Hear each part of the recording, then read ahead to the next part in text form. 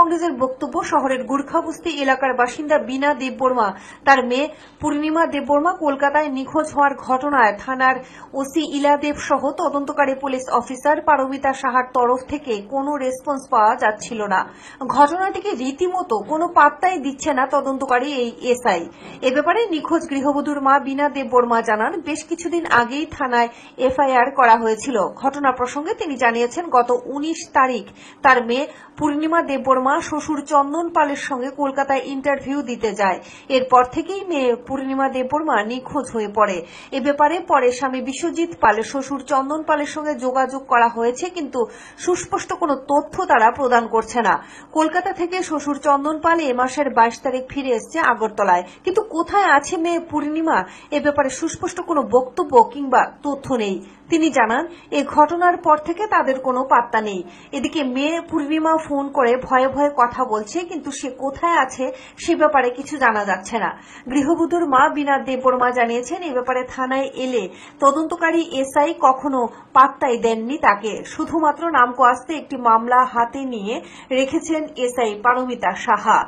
তিনি আরো জানিয়েছেন, এই ব্যাপারে থানার ওসি ইলা দেব ও কোনো পাত্তা দিচ্ছিলেন না, তাই বাধ্য হয়ে একটি রাজনৈতিক দল এবং মিডিয়ার সাহায্য নিতে হয়েছে।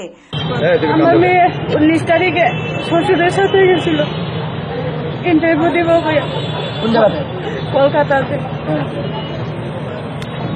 এরপরে তো 19 তারিখের থেকে কোনো কল, কোনো ফোন, আমার সাথে কোনো যোগাযোগ নাই। এতদিন পরে 10 তারিখে রবিবারে এই গেছে, রবিবারে ফোন করছে, বাবুর কথা হয়েছে, মানে এমন এমন আমি এমন মানে ধরাইয়া কিংবা চাপা খাই এমন ভাবে কথা হয়েছে, লাইন ডিস্টার্ব করে এটা কথা হয়েছে। কোনো না থানাতে দিছি, মহিলা কমিশনের কোনো অ্যাকশন হইতেছে না, কোনো কিছু না। আজকে আবার আমার সাথে কল আছে মেয়েরা, মা আমি কিছু কে কইতে পারে, আমি কইতেছি আমি মানুনি, আমার মেয়েরা তো আমি মানু থাকি মানুনি কইছে হো মা আমি কি তুই কই আসো কিটা খুব আমি আসি এতটুকু আমি আসি কই আসো ইডি আর কইছে না। কোন জায়গাতে আছে মেয়ের বয়স কত? 18 বছর। পড়াশোনা করতে? হ্যাঁ, 12 করছে। এবার নাম কি? পূর্ণিমা দেববর্মা। আর স্বামীর নাম? বিশ্বজিৎ। এই ঘটনায় ইতিমধ্যে তীব্র ক্ষোভ প্রকাশ করেছে বিভিন্ন মহল। স্থানীয় থানায় ভারতীয় দণ্ডবিধির 498 এ এবং 364/34 ধারা মোতাবেক মামলা হয়েছে। এর কেস নম্বর 68/18। এই ঘটনাটির পরিপ্রেক্ষিতে বিভিন্ন মহলের বক্তব্য, রাজধানী সহ রাজ্যের বেশ কিছু মহিলা থানায় পুলিশের দায়িত্ব পালন করছে না কর্তব্যরত ওসি সহ বাকি অধস্তন পুলিশ অফিসারেরা।